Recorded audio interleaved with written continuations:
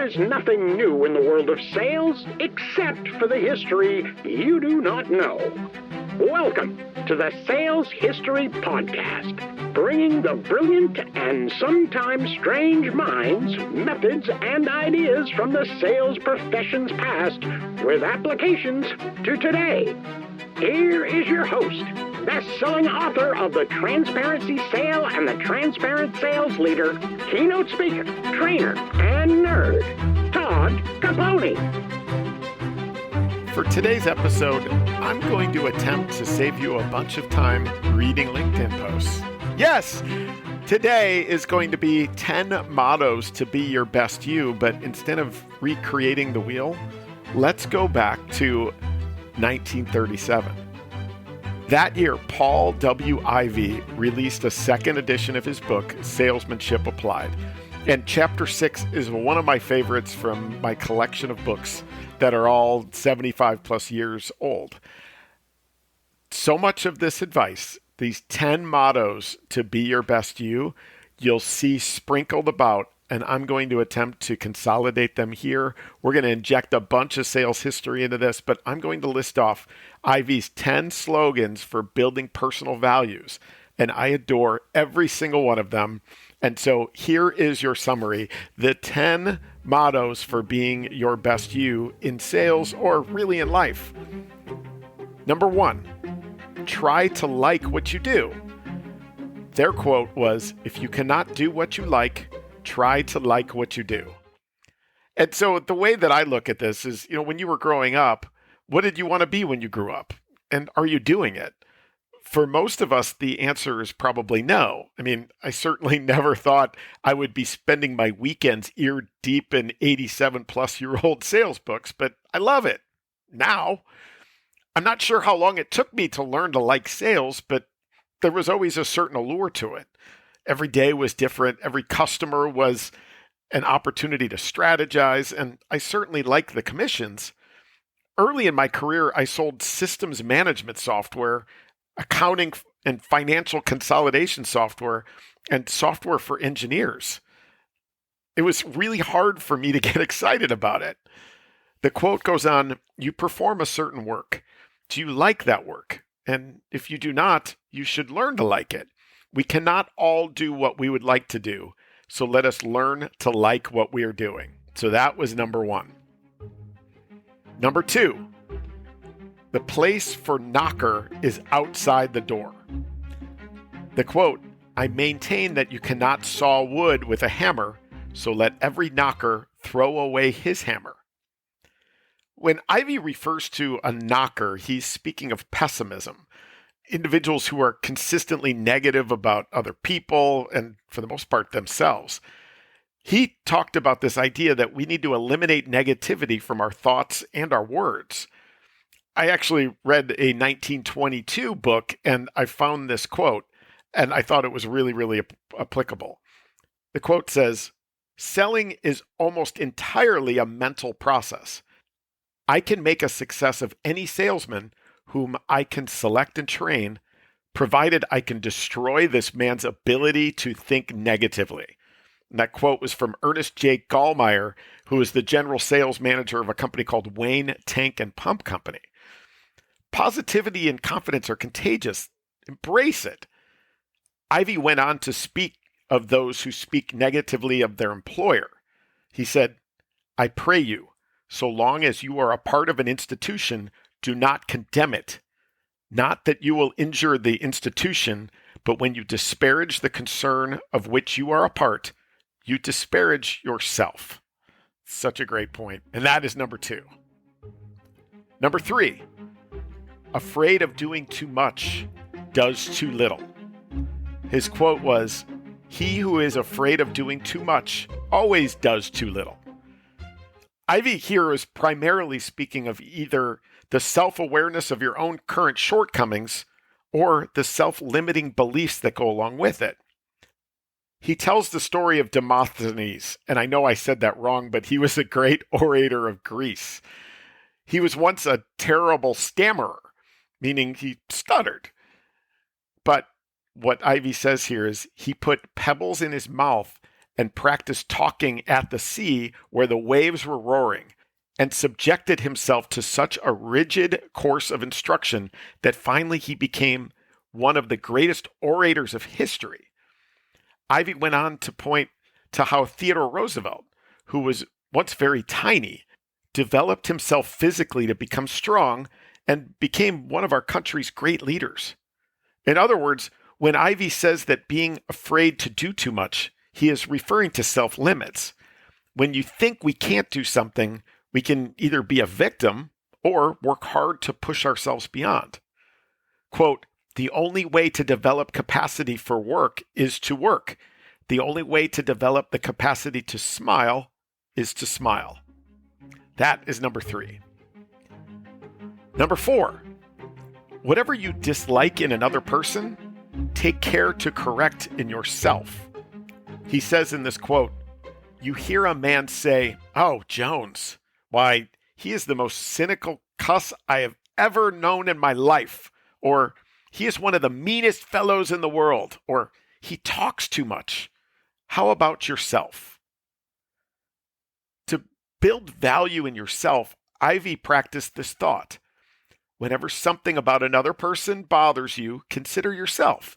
All of us have qualities that are not perfect. When we continually check on our behaviors and traits and work to eliminate bad habits, we build our value. In short, when something bothers you about someone else, instead of harping on it, think about whether it's something you do, and if the answer is yes, work to eliminate it. That was number 4. Number 5 is a quick one. The boss will not fire you if you are fired with enthusiasm. While you may lose a job due to a layoff or some other reason, when given a choice, your boss will never fire the most enthusiastic person on the team. And I tend to agree with that. There's a number of books that I have that talk about cultivating this enthusiasm within you, but that one is number 5. The boss isn't going to fire you if you're fired with enthusiasm. Number 6, another really quick one, and I think this is pretty obvious, but there are no elevators in the house of success. His quote here is, "I know some people who expect to jump into a position, press a button, and ride to the top." That one is number 6. There's no elevators in the house of success. Number 7, the price of buds and blossoms is briars and brambles. Ivey's quote here is, "He who loves the buds and blossoms is little concerned about the briars and the brambles." Similar to the ideas above, this suggestion speaks to taking the risks required to get where you want to be. One who loves roses must take the risk of the briars to grab them. In life, quote, "How many will pay the price?" Or in other words, pay in the value of their own personalities for any advantage they want. So that is number 7. Number 8, dissatisfaction due to false ideas of happiness. The quote, "Dissatisfaction with our condition is often due to the false idea we have of the happiness of others." And this one I see on LinkedIn all the time. That jumped off the page at me as an issue I see all the time. We look around at others posting about their successes and triumphs, assuming everything is better for them than it is for us. As a result, it generates dissatisfaction with our work and accomplishments. Ivey explains a scenario where someone named Jack, who appears to be doing really well. But Ivey asks, "I wonder just how good a thing he has. He has left one position for another and is telling some beautiful tales about it. But I really wonder just how he is getting along. The other field always looks better." In other words, stop beating yourself up because you believe someone else is doing better than you. Having the life you want. Stop comparing because you don't have the whole story. As I read this section, he is saying what the current phrase, "the grass isn't always greener on the other side," tells us. Compare yourself to you. Number 9, opportunity difficult to find because it's disguised as hard work. His quote, "The reason many people cannot find opportunity is it goes around disguised as hard work." Ivey says we are all seeking opportunity. But opportunity may mean 15 more minutes a day of hard work. Perhaps it means one extra night a week of calling on customers. That is opportunity. His point, there's opportunity all around us, but it's on us to create it for ourselves. That's number 9. And last but not least, number 10, worry, not work, kills. Worry kills more people than work does because more people tackle it. Again, that's his quote. Worry kills more people than work does. Even in my own life, stress and anxiety cause me more problems than the work itself. Ivey finishes this last motto by telling us to put in the work so we don't have to worry. He goes on to tell us that capital and labor are partners. Capital helps labor, and labor helps capital. Capital is essential money. Labor is the wages and salaries. When there's lots of competition for labor, wages and salaries go up.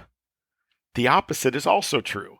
When there are lots of individuals qualified to fill your position, your salary and wages will go down. Ivey's last quote here is, quote, "It's up to you to make yourself more valuable, to do things in a better way, to build up personal value. If you do that, you will become more valuable. The law of demand and supply governs." Again, that's a great list, and it really encompasses most of what we should be thinking about. Number 1 was try to like what you do. Again, many of us are not doing the things that we were hoping to be doing when we grow up, but a lot of us, like myself, have found a love in, for me in my example, sales history of all things. Number 2 was the place for a knocker is outside the door, meaning be positive, get rid of that pessimism. Number 3 was afraid of doing too much does too little. What Ivey talked about there was that self-awareness of our own shortcomings and the self-limiting beliefs that go along with it and how to combat those. Number 4 was whatever you dislike in another person, take care to correct in yourself, meaning make sure you're looking in the mirror when you're thinking about those negative thoughts about other individuals. Number 5 was the boss will not fire you if you are fired with enthusiasm, meaning the last person let go when there's layoffs or when there's firings going on are those people that bring the most enthusiasm to the team. Number 6 was there are no elevators in the house of success, meaning don't expect to show up and suddenly, because you've been there long enough, rise to the top. You've got to earn it. Number 7 was the price of buds and blossoms is briars and brambles. Similar to that idea above, you've got to take risks. You got to know what's required to get where you want to be and be willing to pay the price for that. Number 8 was dissatisfaction due to false ideas of happiness, meaning don't assume that everybody else around that's posting all these positive accolades for their own lives and their own careers are really telling you the whole truth. Compare yourself to you. Number 9 was opportunity difficult to find because it's disguised as hard work, meaning there's opportunity all around us, but a lot of times it's on us to create it for ourselves. And number 10 was worry, not work, kills. Was I right in my assessment that these 10 mottos for being your best you in sales or really in life are so applicable today as they were in 1937?